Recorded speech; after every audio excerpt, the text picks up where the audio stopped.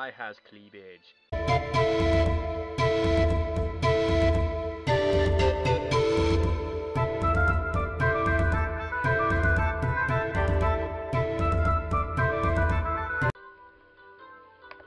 Welcome back to Let's Play Kanon, standard edition for the PC.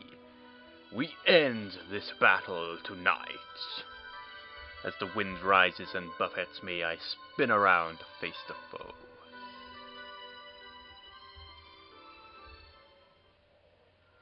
Such a strange beings they are. Such strange beings they are, whatever. It seems they really do appear when people gather. And not just any people. Aren't they appearing only when I, in particular, turn up? Intellectually, I'm certain that it wouldn't matter whether it was me or someone else joining my. But here and now, it sure feels awfully like this is personal. Personal! I have to shake off that feeling against foes like these. Anger and aggression will be more of a hindrance than help. What are you really? I whisper, addressing the shifting, trembling air. Grasping my weapon in both hands and raising it above my head, praying I might have more luck than in previous attempts.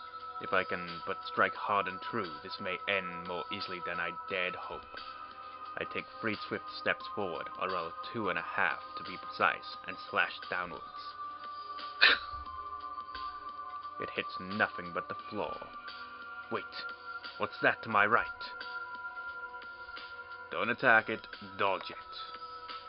I don't lash out. Instead, placing my trust in the law of Interior, whatever, I dive forward. I hear a rip as I do, so from the air torn apart where I had been standing. I hit the floor, relax my muscles, allow my body to roll, and rise to my feet, already preparing to counterattack. To the left! My sword flashes round. A dull impact on my hilt. My sword strikes something, but only with the hilt. Before I can figure out what's happening, something blows up in my face. I slam sideways into the wall and crumble to the floor.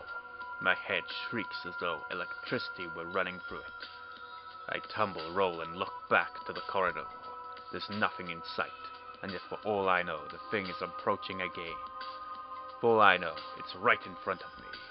Using my sword as a lever, I push myself half upright. Is it gone? I turn back and run up the stairs. If one hit can reduce me to this state, suddenly I realize rather more keenly the importance of dodging or parrying my foe's attacks. My mouth tastes of blood. Oh, what a coincidence, my mouth tasted of blood earlier. I think it's where I had my tooth removed a few months back. I don't know, sometimes might have been from brushing my teeth too roughly on that part of my teeth, I guess. Who knows? I must have cut something on a tooth. I spit. Blood and phlegm mingle on the floor. Ew. Maybe I should try to join up with Mai. Or maybe I'd only get in her way. Maybe I'd better catch my breath and wait till I can move more easily before I return. Besides, if I don't bring down at least one enemy myself, there's no point in me being here. While I ponder this, however, the question becomes moot. Something like a pellet rebounds from my cheek. Air pressure. I slash my blade around in the direction of the approaching presence. As it reaches the center thereof, the force lifts me up. My heels leave the floor, my balance fails, I crash down on my back. At once I push myself up and, leaning forwards, adopt a defensive stance, ready to counter the next attack. The next attack doesn't come. From what I've seen with Mai, they only stop attacking when they're wounded. My hand finally manages to get a signal through to my brain. It reports having felt my sword enter the foe. The feeling of having wounded a living being for the first time is not a particularly pleasant one.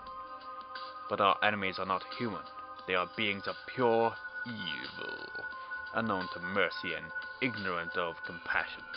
My will to fight returns. our roles reversed. Now it's my turn to give chase, and for the demon to flee. I chase with my back bent over. I cannot sense these enemies at any distance. I have to rely on hearing their movement, sensing the gathering of air, and the other phenomena that announce their presence nearby. In other words, if this enemy gets away, I will have no means of finding it again. As though aware of this, the enemy darts away ahead, or so I judge from the sounds like flying stones it makes as it flees. It's fast, I'm not sure I'll be able to keep up. But still, I chase it, running straight after it down the long corridor. Ahead of us, the corner draws closer, the passage cutting a sharp right angle.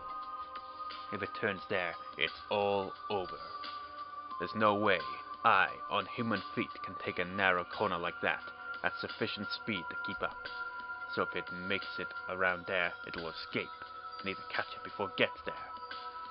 Okay, if you choose to leap for it, you will fail to get to it, so run for it. It's quicker to run. Tilting further forward, I accelerate to the best of my ability, concentrating only on closing the distance. All my energy is dedicated to driving my legs. I reach the corner, ready myself. Will it reach? Like splashing through, I swing my sword up with one hand. Contact, just barely. If these creatures have tails, then that's what I just grazed.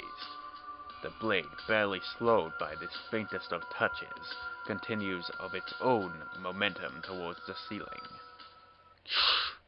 Another flashes past, traveling the same arc in the opposite direction.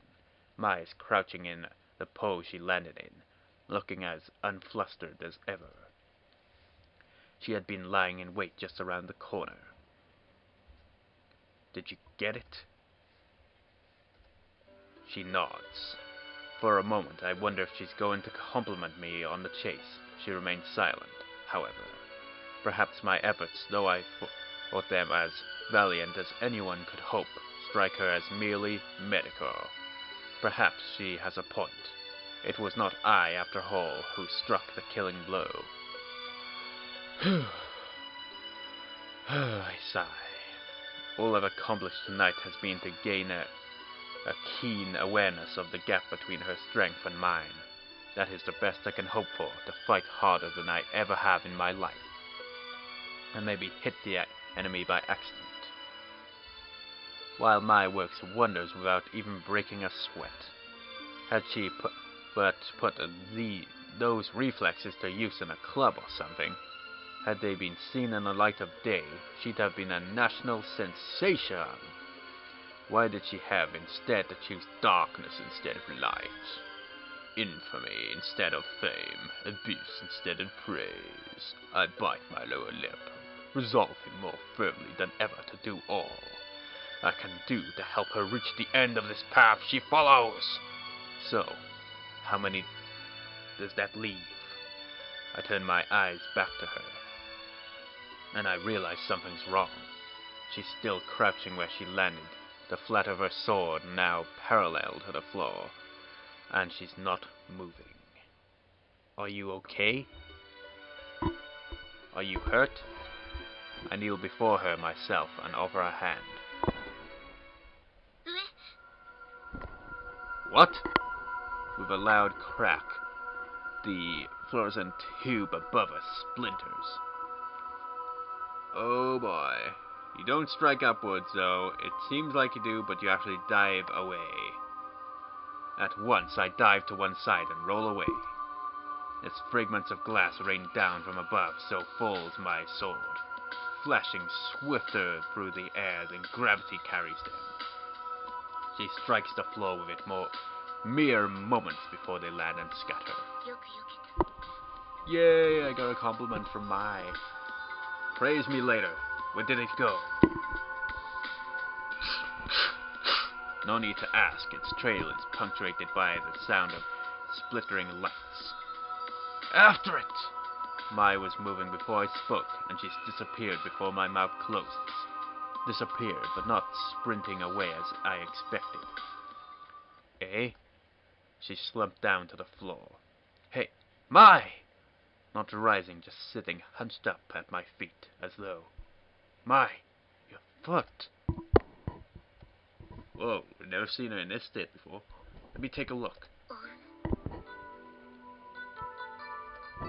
She tries to push herself to her feet, using her sword as balance. It doesn't work.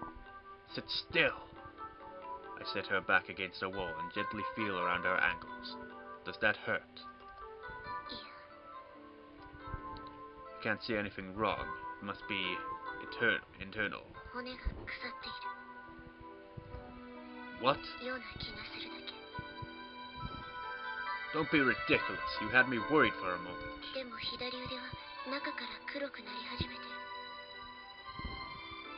No way! I grab her arm roughly and push up the sleeve.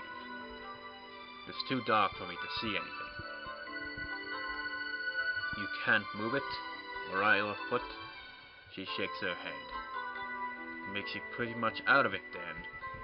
Oh damn it, we're gonna have to do this ourselves. Oh no! What the hell is this all about? See you next time, viewers.